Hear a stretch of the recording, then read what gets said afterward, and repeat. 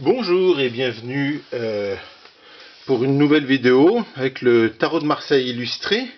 Cette nouvelle vidéo, je vais vous présenter les épées. Les épées, et qui sont surtout le domaine de l'intelligence, mais j'ai surtout envie de dire que c'est surtout les ennuis, pour pas dire plus.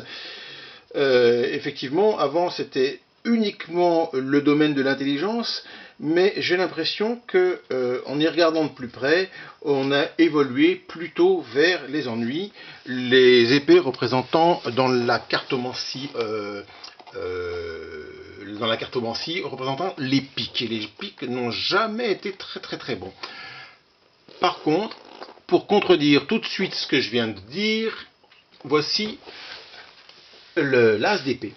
C'est une carte très claire, c'est un bon présage de volonté, de détermination, d'intelligence et d'initiative courageuse et énergique.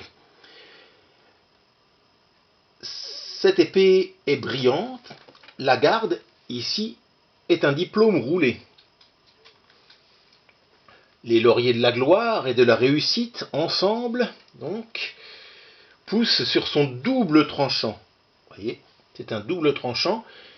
Bien utilisée, elle peut être bénéfique. Mal utilisée, elle peut être destructrice.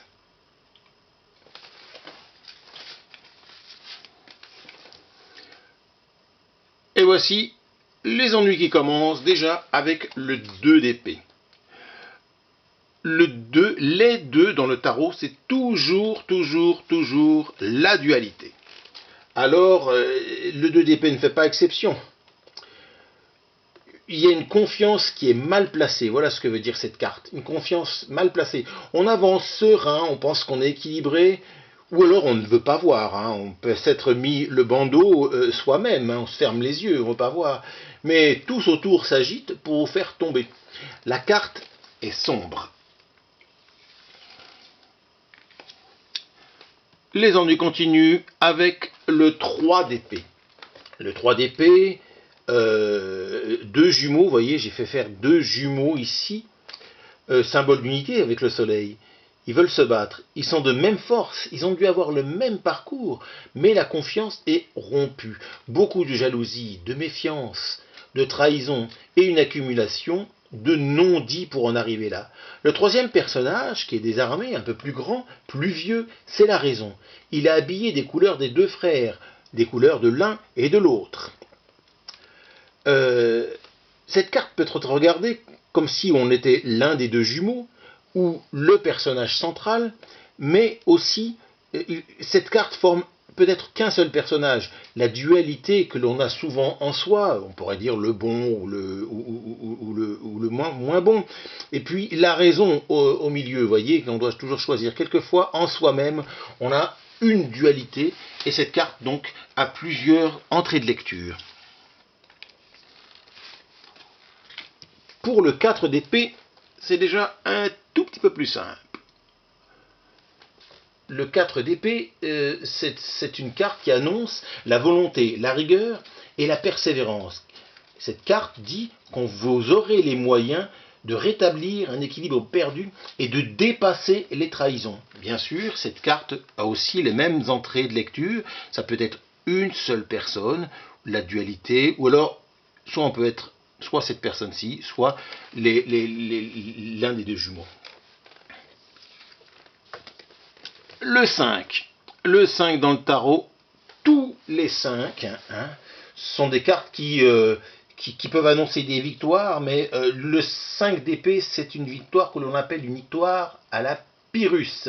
C'est-à-dire qu'elle peut être mal acquise, qu'elle a été acquise par tricherie et engendrera des blessures morales ou physiques, des rancœurs, des chagrins, des incompréhensions. Vous voyez les 4 enfants à terre, des chagrins, des rancœurs, des incompréhensions. Cette carte est sombre. Il faut souvent l'allier avec une autre carte pour avoir plus de précision. Le 6 d'épée. Les réjouissances continuent, il y a de l'électricité dans l'air, des disputes, les ruptures, des conflits, voilà ce qu'annonce le 6 d'épée, des événements imprévisibles et des problèmes insolubles. La carte est très sombre, elle annonce toujours quelque chose qui va se passer et que ce sera rarement positif, hein, ce serait plutôt négatif. Enfin une éclaircie, semble dire le personnage. Enfin une éclaircie, une carte qui est positive. Même si elle est sombre, voyez le halo de lumière qui entoure enfin la solution cherchée depuis fort longtemps par ce personnage. Et oui, il a eu le temps de vieillir, hein. On suppose qu'il a fait beaucoup d'expérience avant. Enfin la solution arrive, elle est là. Le 7 d'épée. Après bien du travail, de la persévérance, de la volonté et de l'intelligence, les épreuves vont être dépassées, la réussite s'annonce avec le 7 d'épée. Le 8 d'épée. Et ben voilà, le 8 d'épée, on est au fond du trou. C'est un trou pas trop profond, on peut s'en sortir par la volonté, mais ce personnage-là n'a plus tellement de volonté. On est au fond du trou et nous nous sommes mis tout seuls à force de trahison. Vous voyez, les coupes sont brisées, les coupes qui représentent l'amour, le cœur. Les épées, les diplômes et l'intelligence sont par terre, tombés, mis à mal. L'argent malhonnête est jeté, rendu à la figure de celui qui les avait prêtés. Voyez, des procès ou des difficultés avec l'administration et la loi arrivent. Pas très bonne cette carte. Et encore, c'est rien par rapport au 9 d'épée. C'est la plus terrible carte de tout le tarot. Parce que le 9 de cartes, c'est l'arcane de la fatalité. Tout le monde réclame son dû. Vous voyez ? Ici, la coupe est renversée. On peut supposer que c'est sa femme et ses enfants. Ici, le bâton réclame quelque chose. Les deniers, enfin, le monsieur avec les deniers là réclame certainement de l'argent. La justice, on voit qu'il est vraiment au bord du gouffre. Il n'y a pas d'échappatoire en réalité là. Hein. Tout le monde réclame son dû. Plus personne ne fait confiance. C'est une carte très sombre et il faut la recouvrir par une autre carte mineure pour avoir la direction des événements. Parce que juste comme ça, elle est terrible cette carte. Et le 10 d'épée. Le 10 d'épée, eh ben, c'est une carte bien sombre au départ, et puis à l'arrivée, c'est plutôt quelque chose qui est clair. Les 9 épées ici, que l'on distingue à peine, sont plantées dans des choses pas propres. Et toutes ces choses-là, ces 9 épées ont servi à gravir pour pouvoir prendre celle que l'on voulait, pour pouvoir enfin arriver à ce que l'on voulait faire. Le 10 d'épée, contrairement au tarot Rider-Waite, annonce dans le tarot de Marseille des changements rapides, un dépassement de toutes les épreuves, en tout domaine. C'est la fin des luttes et des difficultés. Le courage et l'énergie dépensée sera en proportion avec les avantages et les profits. C'est une carte sombre puis lumineuse. C'est vraiment la sortie du tunnel et c'est vraiment une carte qui annonce que des belles choses. Que des belles choses, contrairement au valet d'épée. Le valet d'épée, c'est le valet de pique dans la cartomancie, vous voyez. Et ben, le valet d'épée, c'est vraiment un sale type. Cette carte annonce que les soucis viendront certainement avec sa suite de trahisons et de mensonges. Cette carte peut aussi représenter le consultant. À ce moment-là, c'est certainement un ou une arriviste. Le cavalier d'épée. Le cavalier d'épée représente des décisions énergiques et courageuses dans presque tous les domaines. Vous voyez, la justice, le bâton donc, qui correspond à l'entreprise, ou les deniers donc, qui correspondent à l'argent évidemment, et l'épée est meneur, le cavalier d'épée est meneur.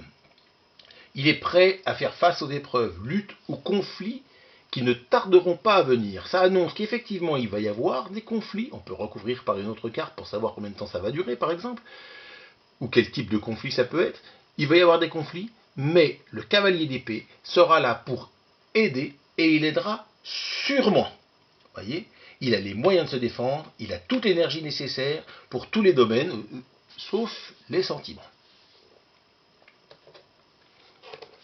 La carte suivante, c'est la reine d'épée.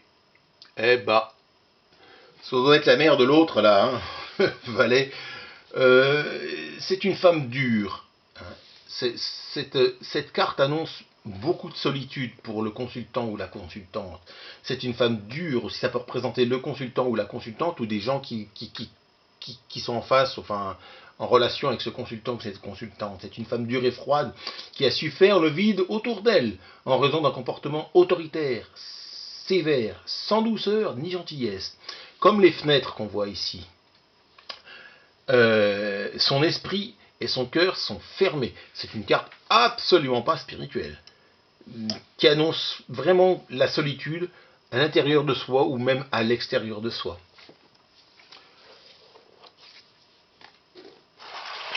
Le roi d'épée.